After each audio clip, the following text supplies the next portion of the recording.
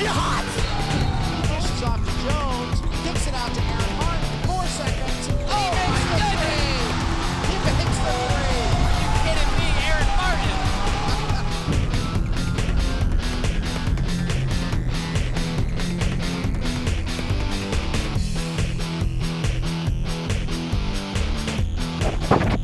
Well, welcome to this special tournament edition of Wildcat Week. I'm Roger Alcock as we get ready to head into the NAIA National Basketball action. We want to first put a wrap on the Crossroads League play, and to do that first, the Lady Wildcats is what we're going to talk about. They made it all the way to the final contest, the championship game of the Crossroads League tournament against St. Francis, and here to talk about that game up in Fort Wayne is the head basketball coach of the Wildcats, Coach Brooks. And Steve, man, it doesn't seem possible, but the majority of the season's over. We played majority, it is over. You know, we always talk about nationals as kind of a another season, but It's gone by fast. But we're here to talk about a loss at St. Francis. It was in many ways kind of a tough pill to swallow because they're undefeated, they're number 1 in the nation, all those kinds of accolades, and they're a really good basketball team. But I know there were opportunities you felt in that game to pull off the upset. Yeah, I don't think that we played our best game again, and I know a part of that, St. Francis is really good, and they make you do things that you don't want to do. But I felt like we didn't play big possessions very well. We had opportunities at I think it was the 11-minute mark, the 7-minute mark, and the 1:57 where we had cut into the lead. We were down 5 with the ball in each one of those situations, and we didn't take advantage of it. We turned the ball over, we took a bad shot, we missed free throws. We just didn't play big possessions well down the stretch. Well, we're going to jump into the highlights here of the first half, and you didn't want this game to start like it did because they jumped out to that quickly. Right there, had to play that's from behind. that's kind of a mindless play right there where we just inbound the ball. And we told the kids you can't be mindless inbounding the ball, but we were on a couple different occasions and it cost us. There we don't pick the ball up, we let them drive it all the way to the basket, we give them some easy buckets. It's when it's those kinds of things, you got to make layups. There was a good play by Taylor, but we missed some layups down the stretch. There we just let them penetrate right into the lane. And that makes it a hard game for us when we let them do that. We had to take away their penetration there again. Well, like I said, in the first half, admittedly, St. Francis gets out to the hot start. They get a decent lead on you. You start to work your way back, and you make it a ball game at the halftime. It doesn't get too far away from you, but again, every time you creep back, every time you get it down to a 2 or 3 possession ball game, a critical turnover or missed free throws, even things like that, really kind of. Yeah, we shot ourselves in the foot. We had 10 turnovers in the first half, where we just like that play there. Make the easy play. You don't have to make a hard play. Right there, we just turn and throw it. That's like, I think they scored 8 points on us off of turnovers in the first half. They're just made a good read and got a nice little pull up in the lane. And then here's the other thing we didn't do. We didn't keep them off the offensive board. Now we give them a 3-point play, which is how they hurt us the last time. That's just, that right there is, I don't know, I get frustrated watching it, so. Well, you mentioned something I was going to bring up kind of next to my notes is, I know you went into this ball game knowing you had to rebound well and concentrated on it, practiced it, but they really hurt you guys on the boards, especially offensive rebounding. Yeah, and that was stuff that we concentrated on. We talked about we needed to be good. We need to take away penetration, like right there. She penetrates to the block, and then they kick out for a wide open 3. We've got to do a better job, out in the national tournament of taking away people's penetration and being able to recover, back. Our defense hurt us, I don't know. Right here, a player with almost the assist there, I wanted to kind of bring up as we go into the halftime. We'll talk about Janelle Wilson in a second, but I wanted to ask you about her. But at half, you're down by 8. Again, you've got your chances. You got to think, if we clean up a few things, if we, we're going to give ourselves a chance in the second half. And again, you did give yourself a chance in the second half, but couldn't quite come away there. But at halftime, you're in a ball game. Right. I was happy with the fact that we fought to get back into it where it wasn't an insurmountable lead that they had. We made it manageable. We came out. We did some really good things early. But there again, we had breakdowns. When we got ourselves, I think, like I said, I think it was 11-minute mark. Somewhere in there, we had cut the lead to 5, had the ball, and we don't capitalize because we make a stupid play, make a bad pass, we miss free throws, miss a layup, or we give up an offensive rebound and then let them score and foul them. So now it's a 3-point play, which we had talked about, like right there. That's just inexcusable, I think, and that right there, we become victims. Now, Wilson hits that shot, it's a great play, but it's not a great play if you're following the scouting report and the stuff we talked about. We just didn't do it. I was going to ask you about her because I know everyone knows how good of a player Sharon is. I mean, she's an outstanding athlete. You kind of notice Ridley inside a lot of times, what she does defensively. To me, Janelle Wilson, when we play St. Francis, is a lot of times she's kind of the X factor. And she's a much better basketball player, I think, than some people give her credit for because she's not as flashy. But her 23 points that night, I thought were really huge and really critical. You couldn't let another player score big like that, and she did. Yeah, we just, we didn't guard. Yeah. The things that we told them she was going to do, the way she would do it, she did it, and we let her do it. And she's a senior, and she's playing with a sense of urgency. She's, been really well coached. And through high school, her high school coach is one of the best in the state, and she's a factor, and she's always been a factor. Really, right there, drive left, spin back right. That's her play, and we told the kids, but we don't defend it. And you got to be able to get some stops when you're getting scores, and we didn't do it. There we were lazy on the switch. Good back cut, good finish. Again, I think we scored 7 straight possessions. But then we don't get the stops that we need to make it, possible. And, again, it's, here we give up a 3. We don't react to the play. And it hurt us down the stretch. There we let her penetrate all the way. They're a really good offensive team.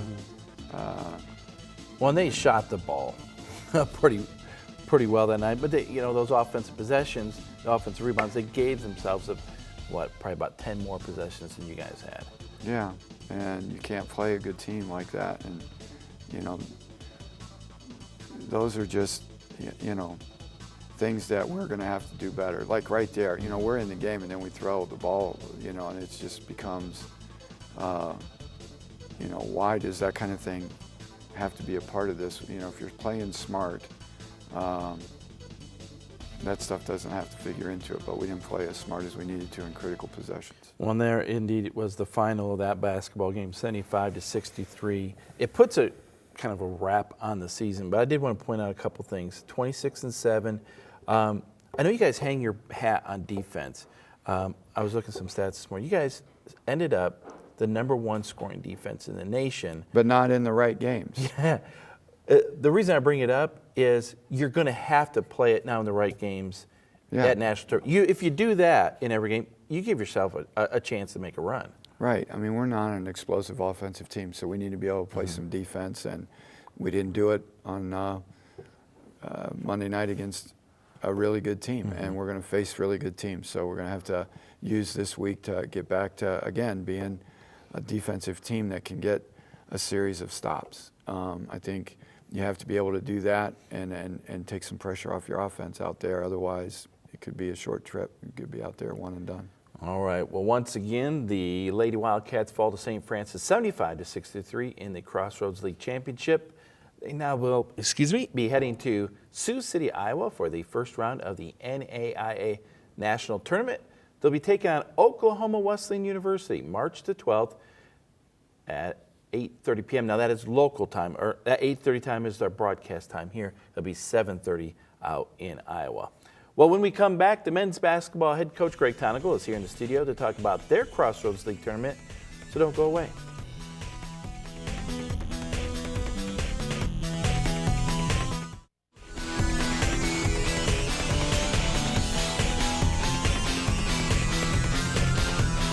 Welcome back to Wildcat Week. Well, the men's basketball team, they finished their Crossroads League tournament, a game shy of what I'm sure they would have hoped for in a championship game, but here to talk about a crazy overtime game that ended up being a loss to Bethel College is Greg Tangela, the head coach of the Wildcats. And coach, obviously, you won the conference regular season outright, but you always want to try to win that tournament as well. You know, you can always say you own both, but I think you ran into a team last Saturday in Bethel that potentially were fighting for their national tournament lives.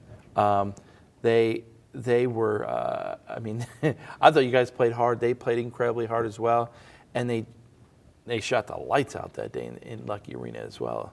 So kind of ran into a buzzsaw, but still had your chances to win. Yeah, they played well. I thought they took it to us, and we pressed early on. I thought our effort was there, but we didn't play well, and still had our chances. Put it into overtime, and thought we had a good chance at that point, but it didn't work out for us.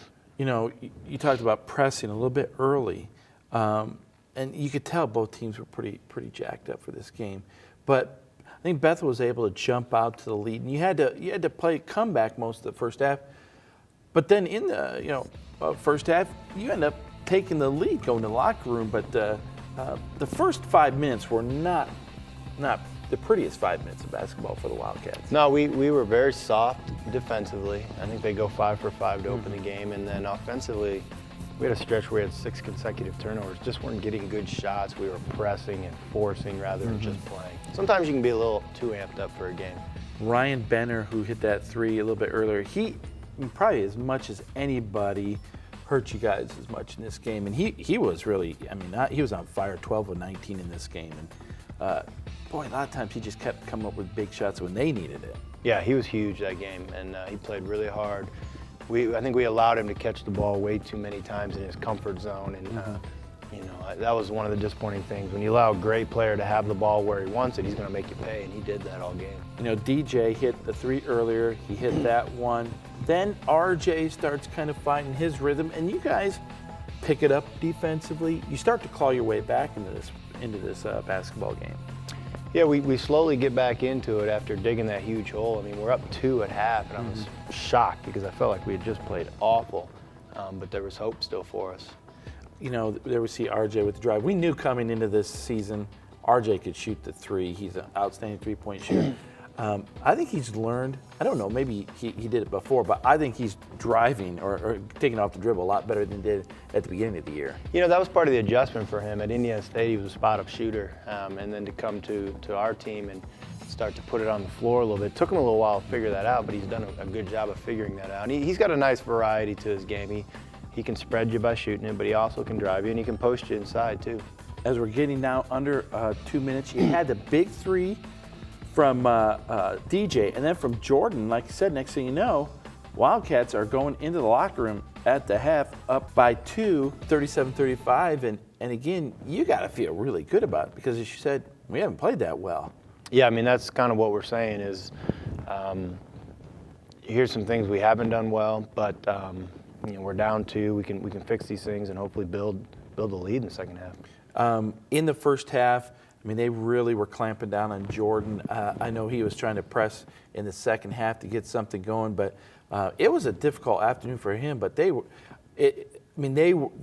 like, we're not going to let Jordan Weiner beat us this afternoon. At least it appeared to me. Yeah, I thought they did a great job with Jordan, containing him and stuffing him and keeping him out from just getting going. And I think Jordan realized he pressed the whole game and didn't play typical basketball he does. Well, there we saw, Eddie get an early layup there. But then this second half, it's a little bit back and forth. The Wildcats get a 6-point lead. Then maybe it feels like a stretch where Bethel is going to take a little bit of a lead. But no one really ever controlled the second half, I guess. Yeah, there were some great just momentum changers in this game where we got up 5, then Bethel goes up, and there was a great exchange there between DJ and Zach Miller. It was 3 after 3 after 3. Yeah. And so, from a fan's perspective, there were some exciting moments. From a coach's perspective, when you're on the wrong end of that, I don't think it was too exciting. It was more frustrating. DJ, this was a big play because you say you're going back and forth, and just the little things on the communication on screens and things like that. Not only hits a 3, but it makes a 4-point play. Those are big plays in a basketball game. Yeah, those are huge plays, and he's a great shooter, and he hit some tough ones on us, and they all came in a stretch. He hit 3 consecutive ones. Now I don't know where Mr. Wassink came from, but I don't know if Bethel knows where he came from, but he exploded in the second half, and maybe was the difference maker. He hit those 3 threes, and that was huge. Absolutely was the difference. He goes 3 for 3. We knew he could shoot. We shouldn't have allowed him to get those open shots because we lost him way too many times. And when you got a kid off your bench that comes in and he gives you 12 points like that, that's a huge lift. Well, again, you guys are battling back and forth. We've seen some big plays by obviously RJ working aside, but Lane Mahiran I thought was a beast in this basketball game, and he's really just keeps coming on, and big minutes from that freshman. Yeah, Lane's really growing up, and I'm definitely excited about Lane's future. And he just adds a lot to our team, both on the offensive and defensive end. Coming down the stretch, this was that was a big play because of turnover. You guys had the basketball chance to lead, but you get to stop here and get the layup from Bob, and then you get the layup here with 20 seconds to go from Jordan to tied up. You have to step up big in this last defensive possession. Yeah, really proud of our guys for the way they finished that possession there and didn't give them a good look. Now, how big, though, in overtime is scoring first? Because, they came down, Benner bombs a 3, and to me that was huge. Because I thought you had the momentum going to overtime. Yeah, we didn't start out overtime the way we wanted. We didn't get the tip. Then you allow them to get a 3, and then we had 3 empty possessions where I just felt like we didn't get great shots and didn't score. And had opportunities, they made the most of theirs, and we did not with ours. I thought that was a big play. You were down 3, you had to get a stop, and Schaus gets the layup. That really, really hurt. Yeah, that was a killer right there. And it was not just a made basket, it was a layup. Yeah. We had a lot of defensive breakdowns, and that's something we focused on this week is can't have those execution errors in those moments where you need a stop. You got to come together as a team and get it done. Well, you obviously want to win that game and give yourselves a chance at a tournament title. But again, you finish the season undisputed champions of the regular season, and that's something you can hang a banner there. You can recognize 5 outright titles, 6 consecutive titles. I don't know if anyone could have anticipated that, but that's a pretty good streak. Yeah, I'm proud of our guys. I feel like they've fought. The guys that have graduated before them they've put together, some great regular seasons. And I think when you stay the course and you buy into the I am third philosophy and you want to just add value to your teammates and you play hard, good things are going to happen. It's a pretty simple formula, and I think it's worked over the last couple of years. And we got a little more basketball yet to play. And a national tournament should be a lot of fun. Yeah, we're excited. All right. Well, once again, the men dropped this one to the Pilots of Bethel in the Crossroads League semifinal, 102-95. The Wildcats will hit the road and they head to Branson, Missouri for the NAIA National Championship Tournament. The number 5 ranked team in the nation, the Wildcats, will take on Reinhardt out of Georgia, March the 13th, 11:15 Eastern Time. Of course, you can catch all the details here on WIWU. Well, don't go away. When we come back, both the IWU head basketball coach from the men's team, Coach Tangela, and the ladies team, Coach Brooks, we're going to get them together here and we're going to talk about making a trip to the national tournament. You don't want to miss it, so don't go away.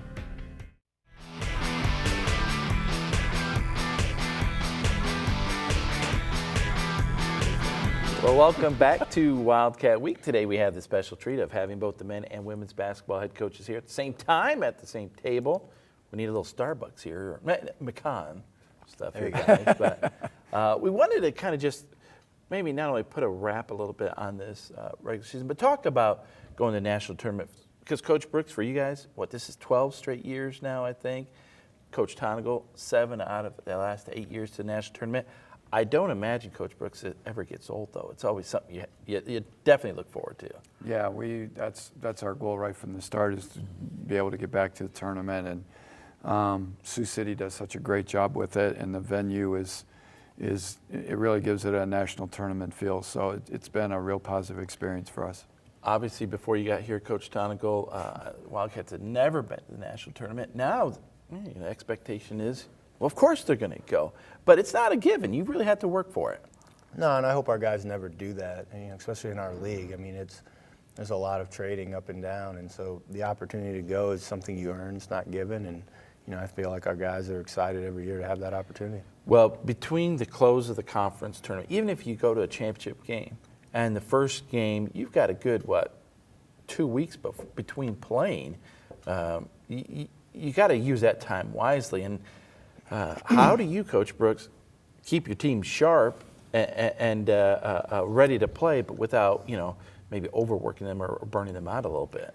Well, we gave our kids a couple of days off after Monday, let them go home since it's spring break, which we haven't really had that as an option before. So let them go home to get away from it.